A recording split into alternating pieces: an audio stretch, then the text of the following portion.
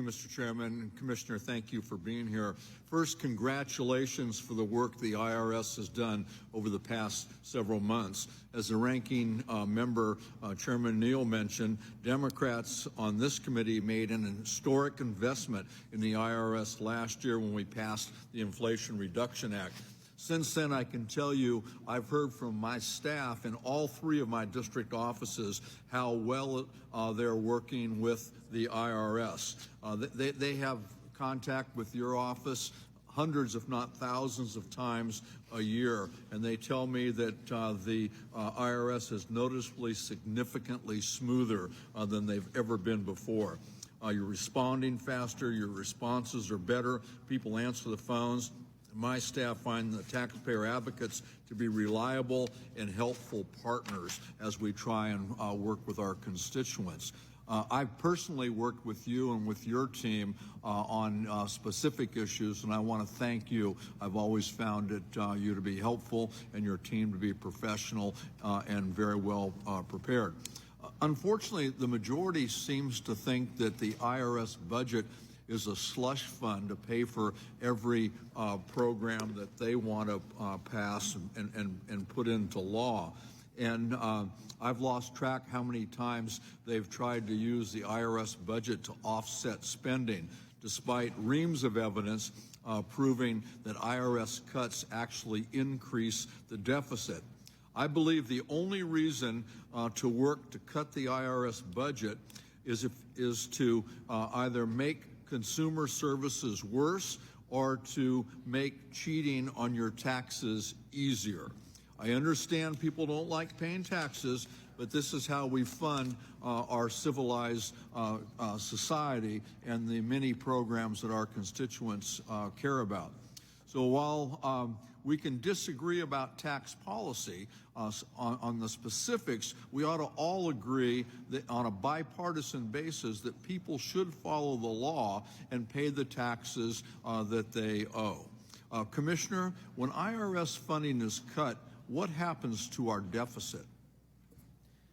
It goes up. In fact, for every $100 million taken from the IRS, the deficit grows by $600 million over 10 years. And that's because $600 million. $600 million increase in our deficit. For every $100 million cut, it's a $600 million increase in our deficit. So when the IRS funding is cut, is it harder or is it easier for people to cheat on their taxes? It's easier. And let me just, if I can go through $100 million, what that buys you at the IRS, 700 audits of high-income taxpayers, millionaires and billionaires, 200 audits of complex partnerships, 100 audits of large corporations, 32,000 collection cases of wealthy individuals, and on and on. And that's just from the 100 million. So clearly it has an impact. Thank you. One thing that hopefully we can agree on both sides of the dais is modernization. Can you talk a little bit more about how you've used Inflation Reduction Act investments to modernize? Yeah, absolutely. There's, one of the things that inspires me, Congressman, is before the Inflation Reduction Act, there was a famous picture in the Washington Post of our cafeteria in Austin, Texas, filled with unreviewed returns in paper. That cafeteria is now clean. People are eating in it rather than us storing tax returns. That's because we are aggressively digitizing and scanning all of our paper as part of our initiative to go paperless. This is important not because it's more efficient and more secure, but it means that we're going to process more quickly. And one of the things that's going on due to our modernization is we have significantly reduced the ongoing backlog of returns and correspondences. Thank you. I'd like to just take a moment to talk about the investment in climate change in the IRA. This was the biggest investment in climate work in history in our country. How would you describe the rollout so far, and how would you characterize the uptake on tax credits like EV or solar credits?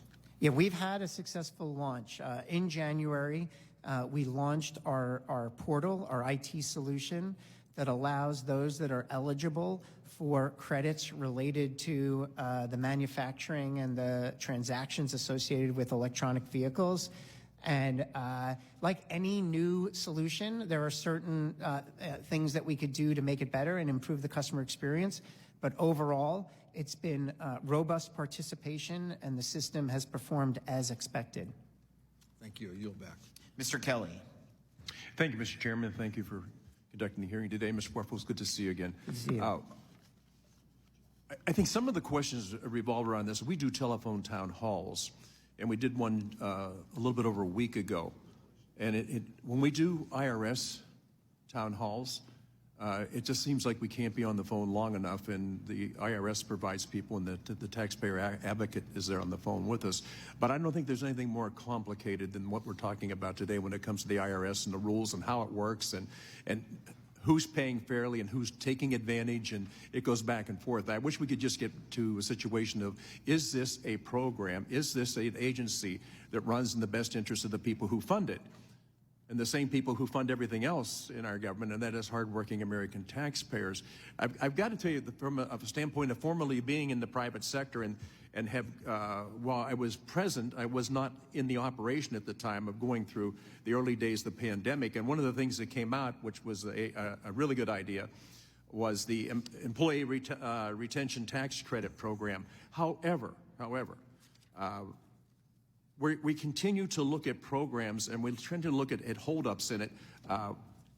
My son runs our business, and I talked to him on the phone about it quite a bit. He said, I think the biggest thing would have been had employers been able to get some help or some counsel on how that was working or how it was supposed to work, how they could do that. But we look back on it now, and we're trying to find out what is going on with that program. And while there's all kind of different figures floating around about what it has cost, I would just caution people to say, anytime we say it costs the government, we keep in mind that it actually then gave taxpayers a break on what comes out of their wallet, knowing that they provide every single penny, either with their wages or by co-signing a loan to fund this incredible operation. So when it comes to the IRS right now and in ensuring that small businesses receive their ERTCs, what's the oversight in that, and how can you help us with that? Because I have a number of friends, and I met with our former Representative Billy Long the other day, who's concerned for a lot of the people that he still works with is the fact that there is confusion on what quarter is being funded and what is the timeline and what's ending and what's still in operation and where should we go from here. It's well, first of all, I appreciate the question and the way you worded it, because how you can help. One of the things I've learned early in my tenure here at the IRS is that we can't do this alone. Implementing the tax system is a partnership. It's a partnership with IRS and tax professionals, taxpayers, Congress. The ERC is an incredibly complicated program. It was critical and played a critical role. We issued 3.6 million ERCs to date, and it was an economic lifeline for people that needed it. What happened is the further we got away from the period of eligibility, because the demonstrated loss that you have in order to claim eligibility ended on December 31st, 2021. The further we got away from it, the more aggressive promoters and marketers started, in my opinion, taking advantage of honest small businesses and getting them to believe that they were eligible for a credit they truly weren't eligible for. So 18 months, 19 months, 20 months after that period of eligibility, the number of ERC credits coming in to the IRS was actually increasing. 50,000 a week, 60,000 a week, 70,000 a week. And we started to realize that there were so many ineligible claims in what was coming in. It was getting harder and harder to separate what's ineligible from eligible. And that's why we issued the moratorium in September of 2023, because we wanted to slow the flow of these credits coming in and make sure that we were not paying out fraudulent claims. And so what we announced is we're going to have to slow the process down to protect taxpayers, not just taxpayers, the financial bottom line. Taxpayers don't want us spending out fraudulent claims, but also protect small businesses who may have been taken advantage by these aggressive promoters. Well, I appreciate that. The guidance is the key to all these things as we go through it. And these are very complicated issues, but there are people who filed believing that this was going to be taken care of. And you're on hold, and you don't know. It makes it very difficult for people then to actually file their claims at the end of every year. Just one thing covered real quickly. The direct file program. So we've had people in the private sector running this, and I think we've had great success with it. Why did the IRS get involved in this? Yeah. And what is it that we're trying to achieve? And listen, you're down to 1 second. I don't expect an answer that quickly, but if you get back to me in that, because I think that is a legitimate question of if we have all these available already through the private sector, and we're talking about money being well spent, well, I think it's already there for people. I don't understand what role the IRS would have in that, and I don't question the fact that you think you could help. It's already there. Thank you. I yield back, sir. Thank you, Mr. Pasquarello. Morning, Mr. Chairman. It's a lovely day in the neighborhood. Commissioner Werfel, you've been a breath of fresh air to me. We had little problems with the last guy who sat in your seat. Welcome back. After years of chaos, very new day at the IRS. Last month, you already talked about it. The IRS announced it had recovered $485 million from only 1,600 millionaires. The question of fairness in the tax system is at hand. We all have different opinions about it, but I believe, or else I wouldn't say it, I believe that you're there to oversee fairness. The guy next door to me, where I live, in my house in New Jersey, if he doesn't pay his property taxes, and the guy on the next block from us doesn't pay his property taxes, people understand now that we're going to have to pay higher property taxes unless some other kind of revenue is found.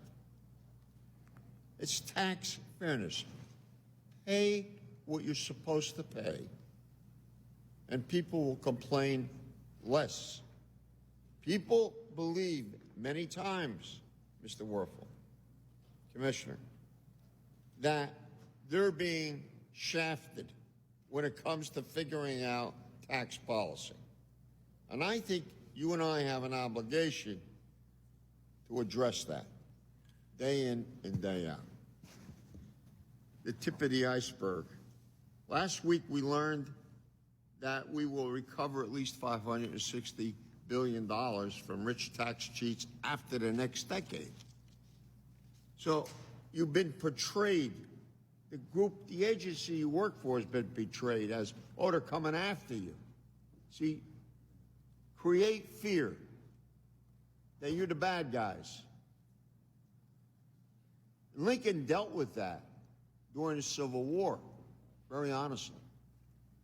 If money was going to be used for the war, how would the towns throughout America, build their roads, their hospitals, their schools, et cetera, et cetera? That's why we have a big argument over salt.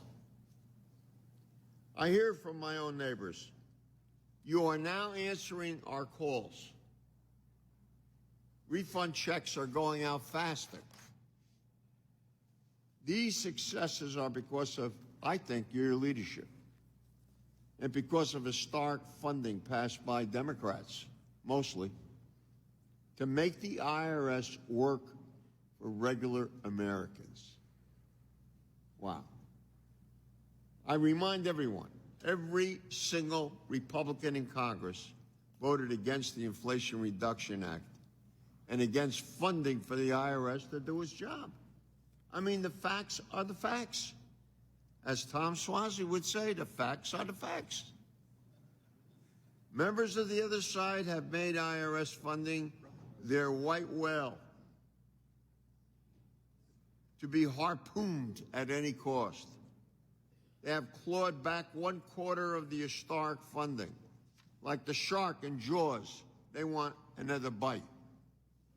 The Congressional Budget Office has estimated that funding that I believe Republicans stole away will cost the American people double, nearly $400 billion, nearly $40 billion.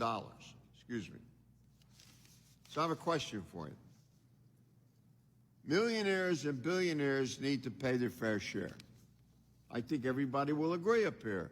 I think. I'm not sure. What is the IRS doing to audit high net wealth individuals and tax cheats? Congressman, it's where we're focused, and we're taking multiple different steps. First of all, we're hiring additional accountants, auditors, and where they're being deployed and where we're shifting our audit workforce is to make sure that we're focusing efforts on high wealth individuals, because that's where we think we have a growing problem of tax evasion, and we need to address it. We're deploying technology differently. We're using analytics and AI to better understand how money moves in these very complicated arrangements. Companies with subsidiaries and subsidiaries to those subsidiaries, money moving across international jurisdictions, understating their profits in the U.S., doing all of these things that are difficult to track, and we're investing in subject matter expertise, people, technology, analytics, all so that we can catch up and make this fair, because we should be able to have equal ability to assess the guy down the street's taxes as your taxes. And if you're middle and low income, mostly your taxes are fairly simple, and we have the means and the capacity to assess it. Where we have lost the capacity is for the complicated situations. And when we're underfunded, that gap grows. And so as long as I'm commissioner and the funding is available, where I'm going to focus is on the gap where the tax returns are complicated and where the evasion is expanding. Thank you, Mr. Chairman. Mr. Schweikert. Thank you, Mr. Chairman. Mr. Commissioner, and forgive me because I'm assembling some of the numbers right in front of me. Because as the chairman spoke, I have a fixation that the adoption of technology is the ultimate solution here. It's the solution for the left that wants more tax receipts, and for those of us who want a friendlier, more efficient, effective IRS. You before made a comment that, hey, it's 6-1, but I'm looking at, and this is even from the preliminary data from Representative Pasquale actually asked for a CBO report, and your press release that you took in $520 million, but I'm looking at your cost, I actually see you, for every dollar, it costs you $10.96. Now, I accept there's capital expenditures in there, and over time, they'll be amortized out, but most of the IRA funding looks like it's gone towards operations and consultants. In the conversations you and I have had, my fixation is the only way you get that, because that's completely opposite than our discussion before. Right now, costs are actually fairly high for those additional dollars. The adoption and the purchase of technology, the use of commercial databases to ping off to know something should dramatically lower your cost of collections and make your collections much more efficient, fair, open. Tell me the story. Am I off base? Is it we have to hire armies of people, or is technology my nirvana? Well, first of all, I can assure you that investment in exam and audit has a positive return on investment. Mr. Commissioner, I'm looking at the CBO's numbers and your own press release numbers. We should. I'm getting basic division. I'm pretty good at. I'm happy to walk through the map with you. I'd be happy to get your report. To answer your question on the technology, it's essential. The whole effort underway is really about modernization, and it's at every level. Technology is going to help us process quicker and more efficiently, more accurately, and more securely. Technology is going to help taxpayers have an easier time with. It's going to take them less time to do their taxes. And hopefully be less expensive. So what can I do as the person here on this panel who's absolutely fixated? What do I do to help you get there? Well, first of all, we appreciate your peer review of our technology plans. And I know my team has already briefed your team, but we should regularly. And I have to, and I can't believe I'm saying your team has actually been great in communicating with me. That doesn't surprise me. But my point is that we have a lot of different opportunities to advance technology at every level. Our website, the tools that taxpayers have. The chat for calling. The chat function, And I wish at some point, I would love you to talk about your experiment last cycle and the expansion of that this tax season. Yeah, we're adding chat functionality, whether it's automated chat, so you're talking to a computer, and then it advances. If the computer can't answer us, it goes to live chat. These are standard activities in the private sector and in many other public sector call centers. We're just catching up. And we're catching up because we now have the funding to modernize versus just keep the lights on. Is there, and if I'm wrong, don't tell me. Everyone else tells me I'm wrong. But that adoption of technology should dramatically change your structural cost of collections. Correct. And that's my hope, because on our side we fret over the 80 billion, and was it going to be hiring people, or was it going to be hiring efficiencies? And for my Democrat colleagues, it's going after wealthy people. But and I do look forward to your staff providing me, because you've taken in your own press release 520 million, and I see a cost from actually that press release and the Pascrell preliminary CBO audit of 5.7.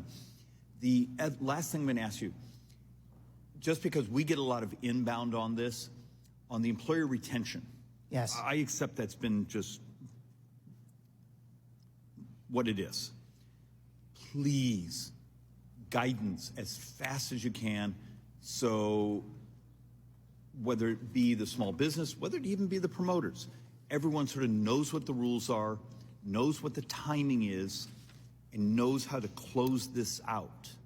And I know you have to run things by armies of lawyers and those things. Buy them caffeine, get it done.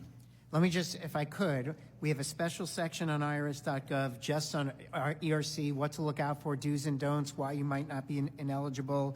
We did a webinar on February 8th that had 8,000 registered participants, and we're running educational series all over the country. We're doing a lot. We obviously be doing more, and so we're willing to obviously listen to ideas about how we get out there and talk to people about this program and make the entire process clearer. I think the question is also the processing time, what's Yes. eligible, not eligible, and just when does it sort of get there. And with that, Mr. Chair,